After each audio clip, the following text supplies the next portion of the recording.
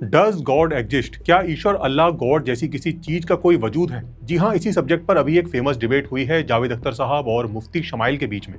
Debate के बाद से दोनों साइड से चर्चा का दौर जारी है और जैसा कि इस तरह की हर डिबेट के बाद होता है, हर किसी ने अपनी साइड को विनर डिक्लेयर कर दिया है। वैसे तो मैं ऑलरेडी डज गॉड एग्जिस्ट वाले टॉपिक पर बहुत कुछ कह चुका हूँ। मेरी कई वीडियोस हैं जो इस सवाल और इससे जुड़े बहुत सारे क्लेम्स की छानबीन करती हैं, पर स्टिल आप लोगों की तरफ से काफी डिमांड थी कि मैं इस डिबेट का एनालिसिस करूं, तो लीजिए मैं हाजिर हूं आपकी सेवा में।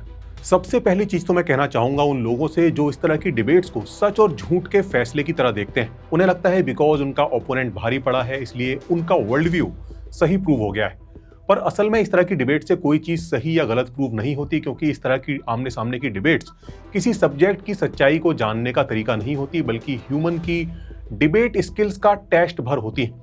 इन डिबेट्स में कौन सी साइड ज्यादा लॉजिकल है उससे फर्क नहीं पड़ता, बल्कि किसकी डिबेट स्किल्स अच्छी हैं, कौन अपनी बात को अच्छे से रख पाया, किसने बेहतर तरीके से काउंटर किया, किसका प्रेजेंस ऑफ माइंड अच्छा था, किसकी मेमोरी शार्प थी, और ऐसी ही तमाम ह्यूमन स्किल्स ये तय करती हैं कि कौन भारी पड़ेगा।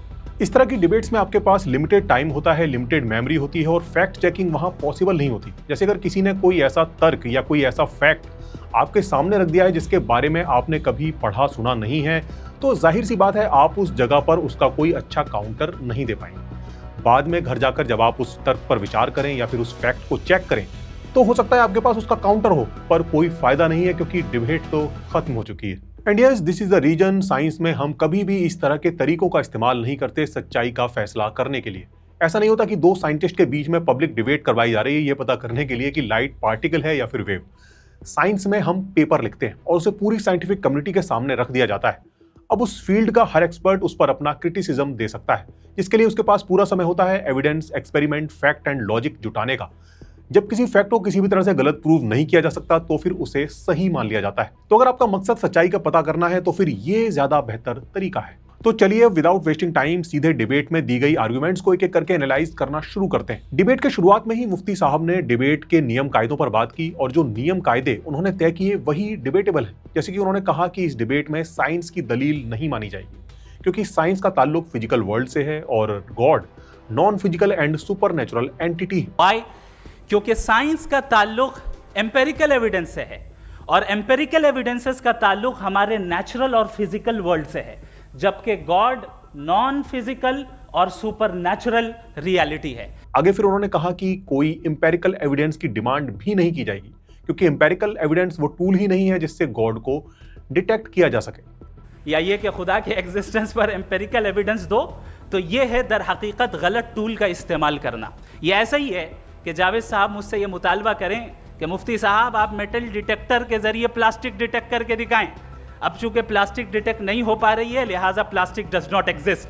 No, you are using the wrong tool. अब बचता है एक ही स्टैंडर्ड, और वो स्टैंडर्ड है अक्ल, लॉजिक, रीजनिंग। और यही वो स्टैंडर्ड है जिसके तहत गॉड की एग्जिस्टेंस को साबित किया जाएगा या गॉड की एग्जिस्टेंस को डिनाई किया जाएगा। तो यहां बेसिकली उन्होंने क्लियर कर दिया कि गॉड को साइंटिफिकली एंड एम्पेरिकली साबित नहीं किया जा सकता, सिर्फ लॉजिकली ही साबित किया जा सकता है। मतलब मुफ्ती जी ने शुरू में ही एम्पेरिकल एविडेंस से पल्ला झाड़ लिया कि देखो भैया, एम्पेरिकल एविडेंस मत मांगना हमसे, हम खाली लॉजिक की ही खिचड़ी पकाएंगे। आप लोग शायद सोच रहे होंगे कि केवल लॉजिक से किसी चीज को साबित करने में क्या दिक्कत है। वेल, दिक्कत है। लॉजिक की एक लिमिटेशन होती है जो कि ह्यूमन नॉलेज पर डिपेंड करती है। नॉलेज जैसे जैसे बढ़ती है लॉजिक भी बदलने लगता है। फॉर एग्जाम्पल, कोपरनिकस के हेलियोसेंट्रिक मॉडल से पहले तक सभी को यही लगता था कि अर्थ ही यूनिवर्स का सेंटर है और किसी के पास कोई दलील नहीं थी जो इस मॉडल को गलत प्रूव कर सके। यही वजह थी कि यह मॉडल कई सेंचुरीज तक माना जाता रहा। और ये तो तब था जबकि हमारे पास ऑब्जर्वेशनल डेटा मौजूद था, पर उस समय तक जितनी भी ऑब्जर्वेशन हो पाई थी उससे तो लॉजिकली यही लगता था कि सब कुछ अर्थ के अराउंड ही घूम रहा है। ऐसा मानने के पीछे एक वजह यह भी थी कि वो अर्थ को स्पेशल मानते थे, जिसके रिलीजियस रीजन भी थे। तो जाहिर सी बात है, जब अर्थ इतनी स्पेशल है तो फिर सब कुछ उसी के अराउंड घूमना चाहिए। अपने लॉजिक से वो इतने कन्विंस थे कि प्लैनेट्स के रेट्रोग्रेड मोशन को ऑब्जर्व करने के बावजूद भी अपने मॉडल पर रीथिंक करने के बजाय उन्होंने एपिसाइकल्स को मॉडल में जोड़ दिया, लेकिन धरती को सेंटर में ही रखा। टॉलेमी का मॉडल कई सेंचुरीज तक सही माना जाता रहा। लॉजिक की जहां तक बात है, इस समय साइंस में कई ऐसे मॉडल्स मौजूद हैं जो कि पूरी तरह से मैथ पर यानी प्योर लॉजिक पर बेस्ड है और फिजिक्स की कई सारी प्रॉब्लम्स का बड़ा लॉजिकल आंसर देते हैं, लेकिन बावजूद इसके साइंस में उन्हें सिर्फ एक हाइपोथेसिस का ही दर्जा दिया जाता है। कोई उन्हें ट्रू डिस्क्रिप्शन ऑफ रियलिटी नहीं मानता। क्यों? क्योंकि अभी तक उनका फिजिकल वेरिफिकेशन नहीं किया जा सका है। यानी लॉजिकली आपका मॉडल कितना ही कंसिस्टेंट हो और इररिफ्यूटेबल हो, बट स्टिल जब तक हम फिजिकली उसे वेरीफाई ना कर लें, उसे रियलिटी नहीं माना जा सकता। लेकिन मुफ्ती जी के मॉडल में तो एक और बहुत बड़ी समस्या है। उन्होंने तो पहले ही अपने मॉडल को नॉन फिजिकल सुपरनैचुरल डिक्लेयर कर दिया है, जिसके लिए वो कहते हैं कि कोई इंपेरिकल एविडेंस दिया ही नहीं जा सकता। इसका सीधा सा मतलब है उनका ये मॉडल जांच के दायरे से ही बाहर है। अब समस्या यहीं पर है। आपका मॉडल हो सकता है कितना ही लॉजिकल हो, पर अगर वो जांच के दायरे से ही बाहर है तो फिर उसकी सच्चाई का फैसला हो ही नहीं सकता। उसे सच मानना ना मानना किसी की मर्जी पर ही निर्भर करेगा। आप उसे सच मानना चाहें तो मान भी सकते हैं, ना मानना चाहें तो नहीं भी मान सकते। इस कायनात को किसी खुदा ने बनाया है। ये मॉडल लॉजिकली उतना ही सही है जितना कि इस कायनात को किसी एलियन सिविलाइजेशन ने बनाया है, या फिर ये कि ये कायनात एक वर्चुअल रियलिटी है या फिर किसी ग्रेटर रियलिटी का प्रोजेक्शन। इन सभी मॉडल्स के फेवर में भी तमाम दलीलें दी जा सकती हैं, सदियों तक बहस की जा सकती, पर फिर भी दुनिया में इन्हें कोई भी लॉजिकली गलत प्रूव नहीं कर सकता। प्योर लॉजिक के साथ यही प्रॉब्लम है। और फिर यह भी समझ से बाहर है कि मुफ्ती जी ने गॉड को नॉन फिजिकल सुपरनैचुरल किस बेस पर डिक्लेयर कर दिया। किसी भी चीज की प्रॉपर्टी के बारे में कोई चीज डिक्लेयर करने से पहले कोई इंफॉर्मेशन तो हमारे पास होनी चाहिए।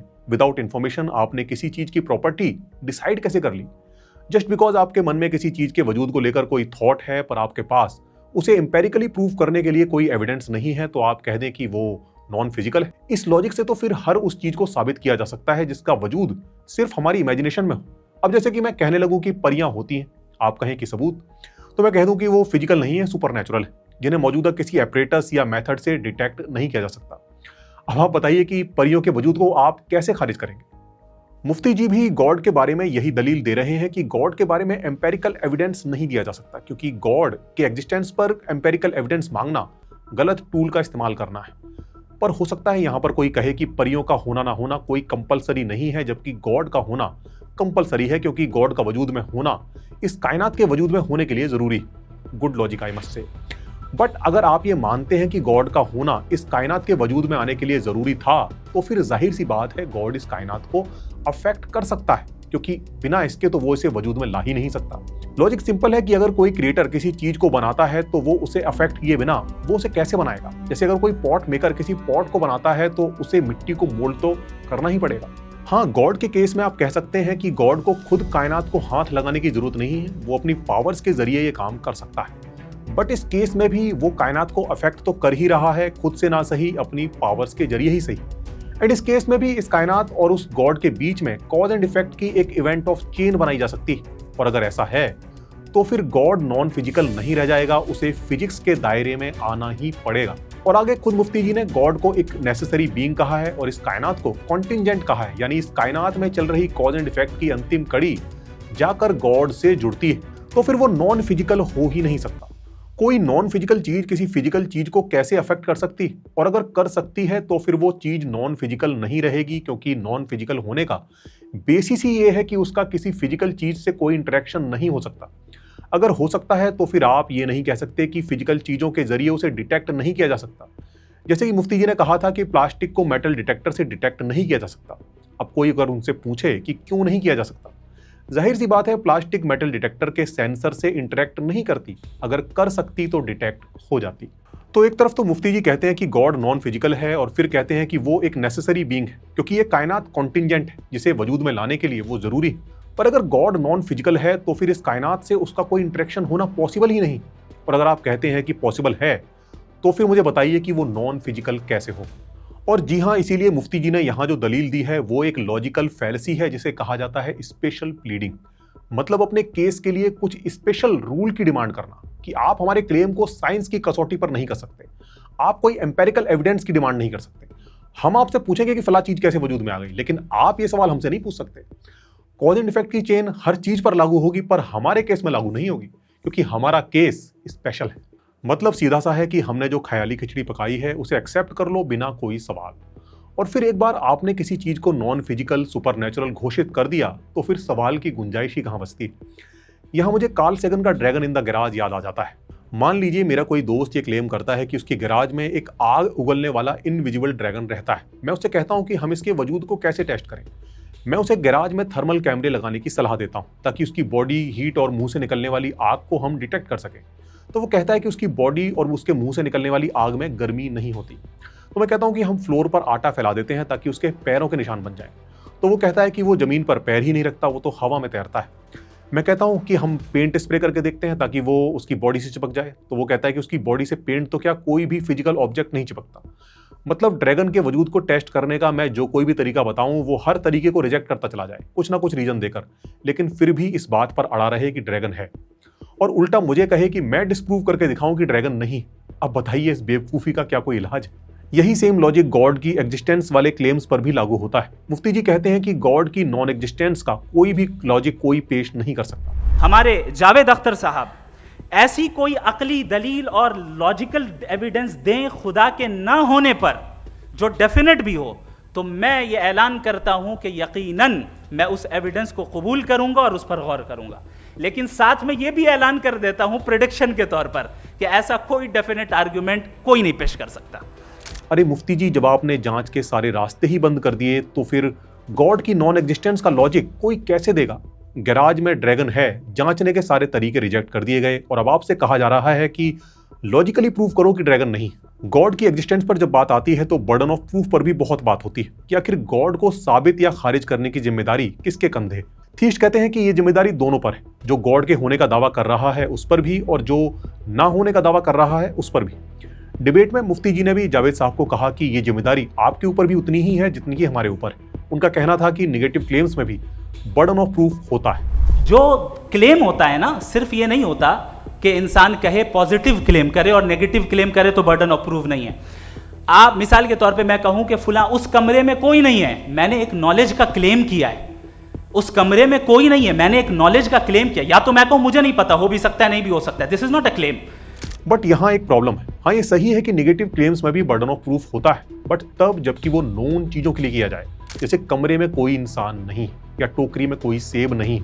ये सभी क्लेम्स नेगेटिव हैं but burden of proof hold करते हैं, बिकॉज हम जानते हैं कि इंसान एग्जिस्ट करते हैं, सेब एग्जिस्ट करता है। पर अगर ये क्लेम किसी ऐसी चीज के बारे में किया जाए जो कि नोन ही नहीं है, जिसकी एग्जिस्टेंस के बारे में हमारे पास अभी तक कोई पुख्ता इंफॉर्मेशन ही नहीं है, जैसे कि गैराज में कोई आग उगलने वाला इनविजिबल ड्रैगन नहीं है, ये क्लेम नेगेटिव है। बट इस केस में बर्डन ऑफ प्रूफ उस पर है जिसने गैराज में ड्रैगन होने का दावा किया था, क्योंकि उसने एक अननोन चीज के एग्जिस्टेंस का दावा किया।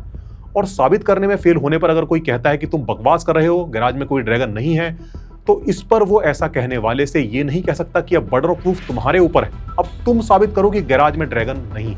इस पूरी डिबेट में मुफ्ती जी की एक आर्गुमेंट पर बड़ी चर्चा हो रही है। जावेद साहब भी इस आर्गुमेंट को ठीक से समझ नहीं पाए, और वो है argument of contingency. Contingent contingent contingent contingency contingent कॉन्टिंजेंटियो कॉन्टिंजेंसी आर्गुमेंट ऑफ कॉन्टिंजेंसी। अब सुनने में बड़ी भारी भरकम सी आर्गुमेंट लगती है, जबकि असल में ये वही घिसी पिटी पुरानी आर्गुमेंट है जो कि ये कहती है कि कायनात बिना किसी कॉज के वजूद में कैसे आ गई। कोई तो कॉज होना चाहिए और वो कॉज गॉड है। पर आजकल इसे थोड़ा सा सोफिस्टिकेटेडली बहुत सारे टेक्निकल जार्गन के साथ लपेट कर पेश किया जाता है ताकि सामने वाले को उलझाया जा सके। मुफ्ती जी कहते हैं कि दुनिया की हर चीज कॉन्टिंजेंट है, यानी खुद से वजूद में नहीं आ सकती, बल्कि उसे वजूद में आने के लिए कोई ना कोई कॉज चाहिए। इसे कुछ ऐसे समझिए जैसे बारिश का कॉज क्या है। बारिश क्यों होती है? क्योंकि वाटर वेपर बादलों के फॉर्म में जब कंडेंस हो जाती है तो बूंदों के रूप में बरसने लगती है। अब वाटर वेपर कहाँ से आती है, इसका क्या कॉज है? सूरज की रोशनी जब धरती को गर्म करती है तो धरती पर मौजूद पानी वाटर वेपर की फॉर्म में एटमॉस्फेयर में चला जाता है। सूरज में गर्मी कहां से आती है? न्यूक्लियर फ्यूजन से। यानी आप देख सकते हैं कि हर होने वाली चीज का कोई ना कोई कारण होता है। इसे ही कार्य कारण श्रृंखला या फिर कॉज एंड इफेक्ट चेन कहते हैं। यानी दुनिया में हर चीज के होने के पीछे कोई ना कोई कारण है। आर्गुमेंट ऑफ कंटिंजेंसी कहती है कि अगर इसी कॉज एंड इफेक्ट चेन में हम लगातार पीछे की तरफ जाते रहें तो आखिर कहीं तो हमें रुकना पड़ेगा। ये चेन इन्फिनिटी तक तो जारी नहीं रह सकती, क्योंकि अगर ऐसा हुआ तो फिर ये दुनिया ही वजूद में नहीं आ पाएगी। कुल मिलाकर कोई एक ऐसा नेसेसरी कॉज चाहिए जहां जाकर हम रुक जाएं। मुफ्ती जी के मुताबिक वही कॉज गॉड है।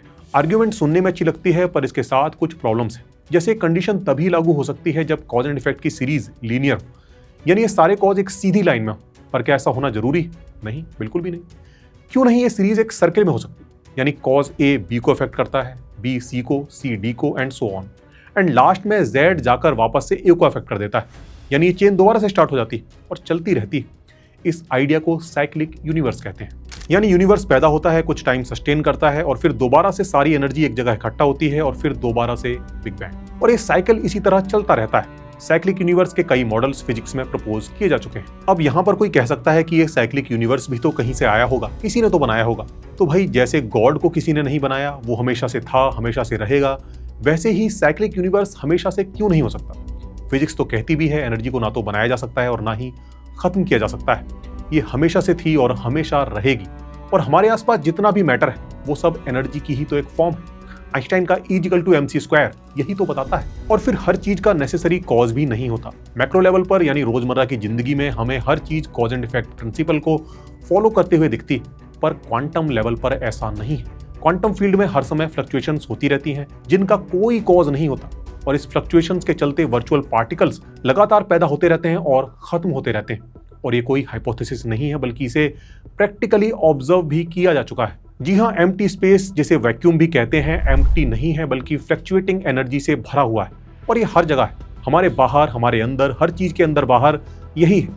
बल्कि हर चीज का मेजर पोर्शन स्पेस ही, और इस स्पेस में मौजूद फ्लक्चुएटिंग एनर्जी एक हकीकत है, कोई हाइपोथेसिस नहीं है। इसे समझना हो तो एक बार कैसिमिर इफेक्ट के बारे में गूगल करके पढ़ लीजिएगा। एक तरह से यूनिवर्स में अगर कोई नॉन फंडामेंटल रियलिटी है तो वो ये क्वांटम फील्ड ही है। इवन बिग बैंग भी इसी फील्ड में हुए फ्लक्चुएशंस का ही नतीजा था, according to cosmic inflation theory. यानी बिग बैंग नथिंगनेस में से नहीं निकला था, जैसा कि कुछ रिलीजियस प्रीचर्स गॉड को साबित करने के लिए दी जाने वाली आर्ग्यूमेंट्स में बताते हैं। बिग बैंग सिंगुलैरिटी नथिंगनेस नहीं है, ना ही कोई भी साइंटिफिक थ्योरी ये कहती है कि ये नथिंगनेस में से पैदा हुई थी। और अगर बिग बैंग का रीजन क्वांटम फ्लक्चुएशंस था तो फिर ये गॉड को रूल आउट कर देता है। फिर गॉड का यहाँ पर कोई भी काम नहीं है, बिकॉज फ्लक्चुएटिंग फील्ड को अगर हम फंडामेंटल रियलिटी माने तो वो ऐसे यूनिवर्सेस को पैदा कर सकती है, और वो भी with different laws and structure. यानी हमारा यूनिवर्स तमाम मल्टीवर्सेस में से जस्ट एक लकी यूनिवर्स है। हालांकि ये सभी थ्योरीज अभी मैथमेटिकल मॉडल्स पर ही बेस्ड हैं, बट स्टिल ये रिलीजियस थ्योरीज से कहीं ज़्यादा बेटर है, बिकॉज एक तो ये कई मौजूदा प्रॉब्लम्स का हल देती हैं, साथ ही इनकी टेस्टेबिलिटी की संभावना भी खुली हुई है। जबकि रिलीजियस थ्योरीज सिर्फ हवाई तर्कों पर बेस्ड हैं जिन्हें कभी भी टेस्ट नहीं किया जा सकता। कॉन्टिंजेंसी की प्रॉब्लम के साथ सॉल्यूशन के लिए लास्ट में एक eternal, all knowing, all powerful God को बिठा देना प्रॉब्लम को सॉल्व नहीं करता, बल्कि उसे और उलझा देता है। क्योंकि एक all knowing, all powerful God जो सोच समझकर कॉन्शियसली यूनिवर्स को डिजाइन करता है, वो जाहिर सी बात है अपने बनाए यूनिवर्स से कहीं ज्यादा कॉम्प्लेक्स होगा। जैसे किसी बॉल को बनाने वाला इंसान अपनी बनाई बॉल से घोंसले को बनाने वाली चिड़िया अपने बनाए घोंसले से कहीं ज्यादा कॉम्प्लेक्स होती है। तो एक तरफ तो सवाल किया जाता है कि इतना कॉम्प्लेक्स यूनिवर्स अपने आप से कैसे बन गया, और दूसरी तरफ उससे कहीं ज्यादा कॉम्प्लेक्स गॉड को मान लिया जाता है कि वो इटर्नल है और उसके लिए किसी कॉज की जरूरत नहीं। वैसे जावेद साहब ने यहाँ मुफ्ती जी की पिंक बॉल वाली एनालॉजी पर जो रिबटल दिया था वो एकदम वैलिड था। शायद मुफ्ती जी उसे समझ नहीं पाए। उन्होंने कहा कि आपको आइलैंड पर मिली बॉल पर हैरत हुई, पर आपको आइलैंड पर हैरत नहीं हुई कि इसे किसने बनाया। कमाल यह है कि आपने बताया कि एक आइलैंड पर गए और एक बॉल देखी। आपने ये नहीं कहा कि आइलैंड किसने बनाया, आपको सिर्फ बॉल पे हैरत हुई। एक्चुअल में उनका इशारा यहाँ पर नेचुरल चीजों की तरफ था कि क्या इनको कोई बनाता है या ये नेचुरल रीजन्स के चलते खुद ब खुद बनती। मतलब जरा आप खुद सोचिए, क्या आइलैंड को कोई बनाता है, क्या माउंटेन्स को कोई बनाता है, क्या रिवर्स को, लेक्स को कोई बनाता है, एंड इवन इस अर्थ को क्या किसी ने बनाया है, सन को क्या किसी ने बनाया है, गैलेक्सी को क्या किसी ने बनाया है। ये सारी आर्ग्यूमेंट्स जिनमें कहा जाता है कि ये कैसे बन गया, वो कैसे बन गया, ये उस दौर की है जब हमें वाकई में नहीं पता था कि आइलैंड्स कैसे बनते हैं, माउंटेन्स कैसे बनते हैं, अर्थ कैसे बनी, सन कैसे बना। आज हम जानते हैं कि इन सबको कोई बनाता नहीं है, बल्कि ये नेचुरल फोर्सेस के चलते खुद ही बनती बिगड़ती रहती हैं। और अगर आप यूनिवर्स पर गौर करें तो यहाँ चीजें सिंप्लिसिटी से कॉम्प्लेक्सिटी की तरफ जाती दिखती हैं। हमारी अर्थ, जहाँ आज इतने तरह के आइलैंड, माउंटेन्स, रिवर्स, ओशियंस हैं, कभी सिर्फ आग का एक गोला थे। हमारा पूरा सोलर सिस्टम जस्ट एक डस्ट क्लाउड था। बिग बैंग के दौरान बना मैटर भी एनर्जी की ही जस्ट एक कॉम्प्लेक्स फॉर्म थी, बट ये शुरुआती मैटर भी आज मौजूद मैटर से बड़ा सिंपल था, just a cloud of fundamental particles जिन्होंने यूनिवर्स के ठंडा होने पर कुछ simple atoms hydrogen, helium and lithium को बनाया। यानी कॉम्प्लेक्सिटी की एक और लेयर ऐड हो गई। आगे फिर इन्हीं एटम्स ने शुरुआती तारों को बनाया, जिनके अंदर कई और हैवी एलिमेंट्स बने। बाद में इन तमाम एलिमेंट्स ने आपस में रिएक्ट करके कई तरह के कंपाउंड्स को बनाया, जैसे हाइड्रोजन ने ऑक्सीजन के साथ रिएक्ट करके H2O यानी पानी को बनाया। कॉम्प्लेक्सिटी की एक और लेयर ऐड हो गई, और फिर बाद में कई और तरह के कॉम्प्लेक्स केमिकल जैसे कि एमिनो एसिड्स वगैरह बने। यानी बिग बैंग से लेकर मॉडर्न डे तक नेचर में हमें सिंप्लिसिटी से कॉम्प्लेक्सिटी की तरफ एक एवोल्यूशन देखने को मिलता है। चीजें सिंप्लिसिटी से कॉम्प्लेक्सिटी की तरफ जा रही और ये सब नेचर में अपने आप हो रहा है, इसे कोई कर नहीं रहा है। पर मुफ्ती जी इसे एक्सेप्ट करने को राजी नहीं। शायद उन्हें साइंस का ज्यादा इल्म नहीं है, तभी उन्होंने डिबेट के शुरू में ही साइंस को रूल आउट कर दिया। वो एथिज्म को स्टुपिडिटी कहते हैं क्योंकि वो मानते हैं कि दुनिया खुद ब खुद बन गई। मैं कहता हूं स्टुपिडिटी एथिज्म है। अगर कोई एक ऐसी कॉमन सेंस की बात को कबूल नहीं कर रहा है कि यूनिवर्स जो इतने प्रिसाइजली काम कर रहा है हम कह दें कि खुद ब खुद बन गई, मैं समझता हूं इससे बड़ी स्टुपिडिटी और कुछ नहीं है। ये इरैशनल चीज है। अरे मुफ्ती जी जिन्हें साइंस का इल्म है वो अच्छे से समझते हैं कि यूनिवर्स कोई ऐसी चीज नहीं है जिसे किसी पॉइंट ऑफ टाइम पर किसी ने बना दिया था।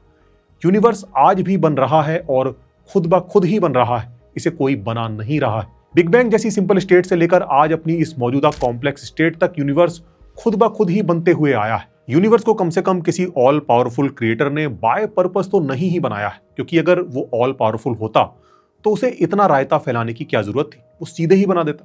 ये क्या बात हुई कि 14 अरब साल पहले बिग बैंग होता है, उसके लगभग 9 अरब साल बाद सोलर सिस्टम फॉर्म होना शुरू होता है और फिर उसके भी लगभग 4 अरब साल बाद इंसान आता है और मात्र कुछ हजार साल पहले आसमानी किताबें उतरनी शुरू होती। शायद अर्थ को सीधे ही मौजूदा लाइफ फॉर्म्स के साथ पैदा कर देने का फॉर्मूला ओमनीपोटेंट गॉड के पास नहीं था। यूनिवर्स को इस लंबे एवोल्यूशन से गुजारना शायद उसकी मजबूरी थी, जिसके 99.9999% हिस्से का कम से कम हमारे लिए तो कोई मतलब नहीं था। बहरहाल सिंप्लिसिटी से कॉम्प्लेक्सिटी पैदा होने के इस फिनोमेनन को साइंस में इमरजेंस कहते हैं, जहां हम देखते हैं कि सिंपल रूल्स किस तरह से कॉम्प्लेक्स प्रॉपर्टीज को पैदा कर देते हैं।